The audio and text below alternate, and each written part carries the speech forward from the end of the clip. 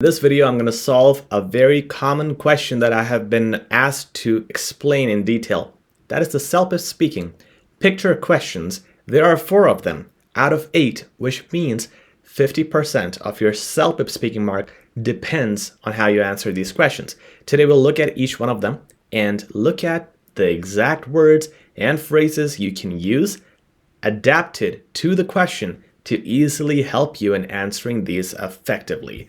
Let's have a look at our very first example. This is task 3. You get a picture question and you're asked to define or describe what's happening in the picture.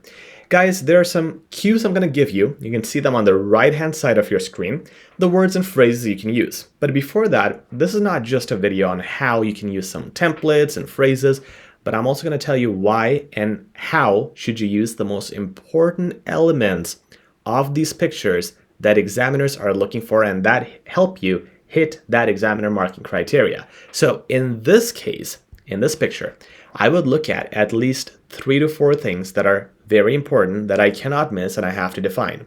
Obviously, the family here would be the first one. The second one would be the scene. It's a park with a fountain and green trees. And here you have some other people in the background, which is point number 3, some other people having fun. The 4th point could be the description of the day. It's a bright, sunny morning, and that covers everything. Anything else like the stairs, the lights, or maybe they're having a picnic basket, those are extra details. But first, I have it figured out what are the most important things for me to tell, so I can ensure before the time runs out, I get the important things out of the way. Now, when I describe them, I also have to focus on expressions like they're happy, sad, or they're having fun, or they're communicating very positively. The environment looks optimistic, bright sunny morning. Always use descriptions, adjectives, adverbs. The more color you add to your descriptions, the more marks you will get for your range of vocab. Now, something to help you get through all those sentences are things over here on the right hand side, words and phrases you can use easily in almost all types of task 3 picture questions. For example, in the foreground and in the background. Foreground are the people here, background are the people back there. Just beside, you use these words to define the different elements. Just beside the grandfather or the grandparents, there are 2 young kids, maybe they're grandkids. Directly behind them, we have these people. Adjacent to the fountain, we can see some greenery. Always use a mixture and variety of these words and phrases. Don't use all of them. You won't be able to. Use as much as possible and use the ones that fit that relevant picture. You can also say stuff like toward the bottom corner or toward the top right, near the top edge, near the top left. Use those kinds of words, toward and near. Now, when you start off or anywhere in the middle, you could also use words like depicts, portrays, illustrates, captures, features, represents, or exhibits. For example, towards the end, I could say this whole picture exhibits a really positive vibe. At the start, I could have said this picture depicts the scene of a bright sunny morning where families and most likely friends are gathering for a good time. You could also use, and you should use, words and phrases right here at the bottom. This something something dominates the frame, blends into the background, contrasts with, echoes like emphasizes, enhances, or complements.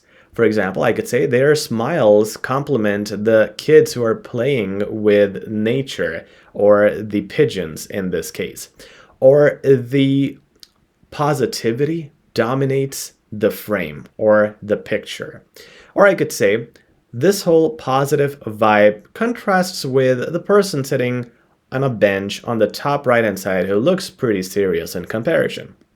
Okay?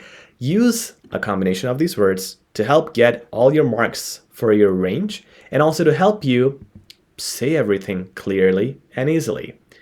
The next task, task 4, is going to be the same exact picture, but now you're going to be asked to explain what happens next. So all you got to do is predict, make guesses, and make them reasonable guesses.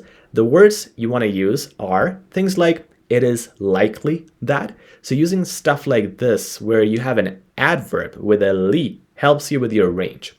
You can also talk about certain people. For example, I'm talking about the grandparents, and I'm saying, judging by their expression or body language, I believe they are not going anywhere else anytime soon. I believe they'll be here for the next 2 hours.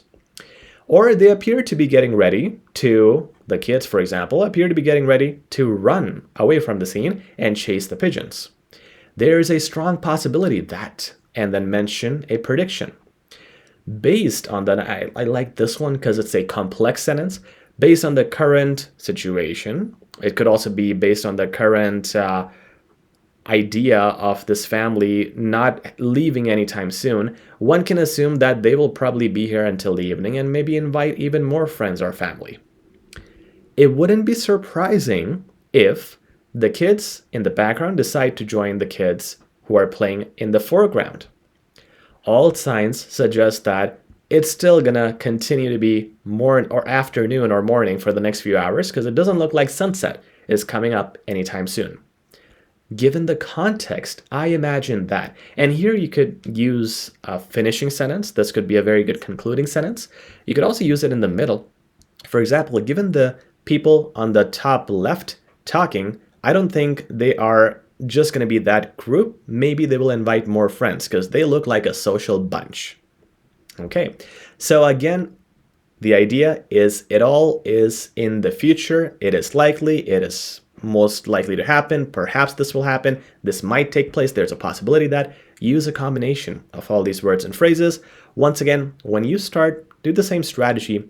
Target 3 to 4 main things that you have to explain.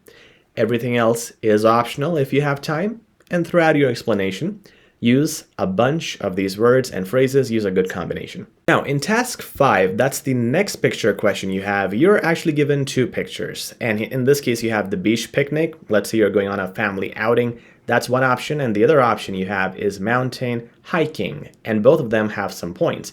Your job is to compare and contrast both of them and talk about how your points are better than the other option. Now, once you get started, these 2 sentences right here are the best sentences to use. They start with, for example, the first one, while both options have their merits, I select this. Or, although each option or point offers certain advantages, I think this is better. And here, instead of saying point, you can simply mention, although the beach and the mountain hiking are wonderful options, I think we should go with this one. And this is your first sentence that is a complex sentence. Right away, it helps you build that mark for your complex sentence, also touches on both things, and then directly gets into, I want this. So now you start talking about your point. And when you're comparing 1 point, 2 points, 2 points, you want to use the words here that are in bold. In contrast to, by comparison, for example, you can say, by comparison, the beach is a more relaxing thing or activity to do instead of hiking, which requires physical activity. You can also use words like, whereas the first point, and guys, here you can always replace the point with the actual topic, beach picnic, for example. Whereas the beach picnic is more practical, the second is more emotionally appealing in this case, but if I'm talking about mountain hiking, I could say the second is more physically demanding. All right. The first suggestion leans toward convenience. Now here, instead of suggestion, just replace it. The first option leans more toward having a relaxing day, while the second prioritizes the health benefits more. And again, we're picking from the points here. For example, it says good exercise and a healthy challenge. Okay, when you finish off, you can use these advanced words, phrases as well. Ultimately, which is like overall, the second point, and here you put the actual thing, mountain hiking or beach picnic, whatever your option is, aligns better with my values and priorities. Now, in this case, it's not really values and priorities. You're just going for a vacation or outing. Just say aligns better with my priorities when it comes to entertainment. Or, therefore, I'm more inclined to go with the first option mainly because, and just give a quick short phrase summarizing whatever you have mentioned earlier. And again, in this type of question, you don't have to do much thinking. All the points are already there. You just have to use the right words and phrases to go around those points and cover everything using advanced flow rules. Finally, you get another picture, the final picture in the final question, question number 8. You don't have to define a picture here, like question number 3. In this case, you are given a condition. For example, I could be calling my wife right here in front of the market. This is what I see, and I have to explain her about what I'm seeing, like fruits, vegetables. Maybe I have to ask her what she needs. Or it could be me being lost and I'm telling her, look, I'm standing here. Can you tell me where else to go from here? How do I get out of this market? I am lost. Or it could be a complaint. Maybe I see something dirty here, or I see a problem. This is my store, and I can call the employer, my manager here, and tell them about what I'm seeing wrong here. So when you are describing this as a scene from your perspective, the words change. And we'll look at those words right here. This gives off an impression of, for example, let's say I am looking at this and I'm seeing so many things.